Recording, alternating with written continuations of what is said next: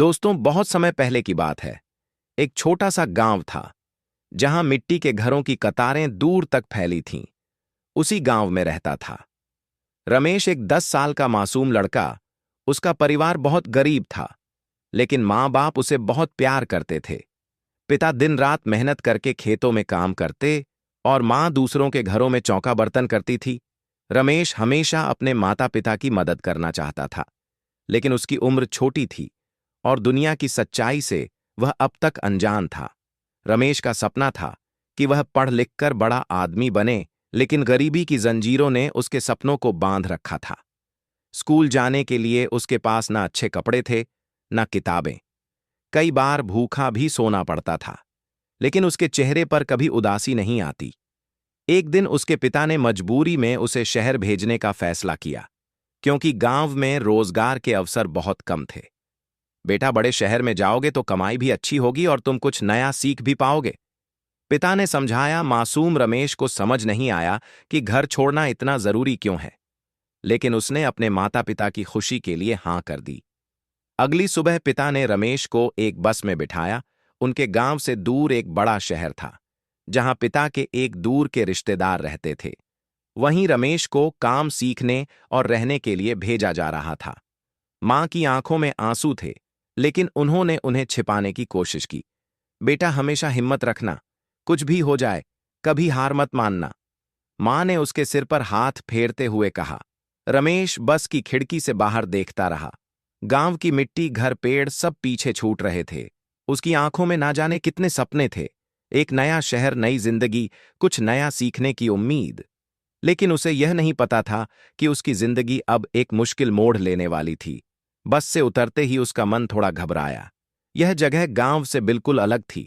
ऊंची ऊंची इमारतें, सड़क पर दौड़ती गाड़ियां, भीड़ भाड़ और शोर। उसने अपने पिता के बताए पते को निकाला और लोगों से पूछने लगा, लेकिन कोई उसकी मदद करने को तैयार नहीं था। कुछ लोग उसे घूर कर देखते, कुछ आगे बढ़ जाते। धीरे धीरे शाम हो गई, लेकिन रमेश को सही रास्ता नहीं मिला। भूख से पेट में दर्द होने लगा, पैर थक गए थे, आंखों से आंसू गिरने लगे। उसे समझ नहीं आ रहा था कि वह क्या करे। आखिरकार वह एक सुनसान कोने में बैठ गया और रोने लगा। क्या करूं, मैं कहां जाऊं, वह खुद से बुदबुदा रहा था। रात होने लगी और सड़कों पर लाइटें जल गईं, पर उसके मन में अंधेरा था। उसने सोचा कि शायद कोई मदद करेगा, लेकिन किसी ने नहीं किया। एक होटल के बाहर कुछ बचा हुआ खाना पड़ा था। बहुत भूख लगी थी, इसलिए वह झिझकते हुए उसे उठाने लगा। तभी एक आदमी ने चिल्लाकर उसे भगा दिया। थकार कर वह एक बंद दुकान के सामने लेट गया। ठंडी हवा चल रही थी और शरीर कांप रहा था। उस रात उसने पहली बार जाना कि जब कोई बेसहारा होता है तो दुनिया कितनी बेरहम हो सकती है। रात भर ठंडी हवा चलती रही और रमेश किसी तरह अपने शरीर को सिकोड़कर सोने की कोशिश करता रहा, लेकिन नींद दूर थी। डर और भूख ने उसे पूरी तरह तोड़ दिया था। उसकी आंखों से आंसू लगातार बह रहे थे। मां, पिताजी, मैं यहां अकेला हूं, वह धीरे से बुदबुदाया और सिसकने लगा। सुबह की हल्की रोशनी फैली और साथ ही रमेश की उम्मीदों ने भी आंखें खोली। वह उठा और खुद से कहा, अगर रोता रहूंगा तो कुछ नहीं बदलेगा, मुझे कुछ करना होगा। वह अपने कपड़े झाड़कर खड़ा हुआ और सड़क पर चलने लगा। उसे नहीं पता था कि वह कहां जा रहा है, लेकिन उसे बस चलते रहना था। अचानक उसकी नजर एक चाय की दुकान पर पड़ी, जहां बहुत भीड़ थी।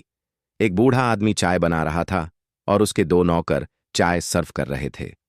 रमेश ने हिम्मत जुटाकर दुकानदार से कहा, बाबा, क्या मुझे यहां काम मिल सकता है?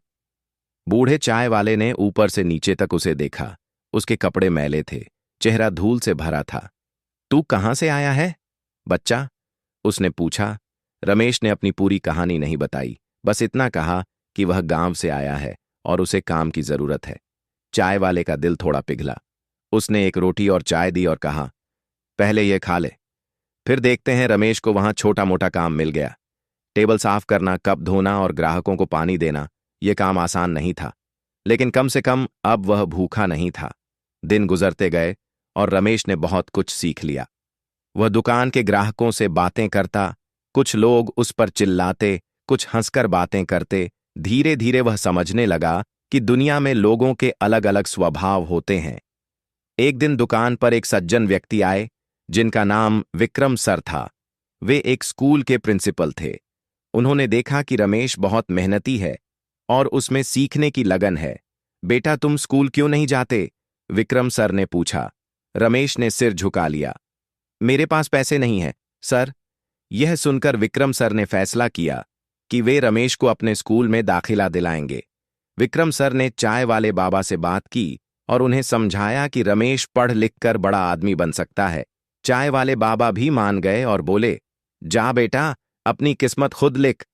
रमेश अब स्कूल जाने लगा और शाम को दुकान पर मदद करता। धीरे धीरे उसने पढ़ाई में अच्छा प्रदर्शन करना शुरू कर दिया। हर असफलता, हर संघर्ष उसे और मजबूत बना रहा था।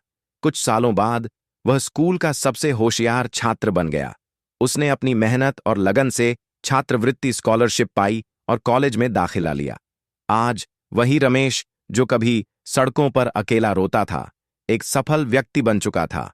उसने अपनी पढ़ाई पूरी कर ली और एक बड़ी कंपनी में नौकरी पा ली, लेकिन उसने कभी अपने पुराने दिनों को नहीं भूला।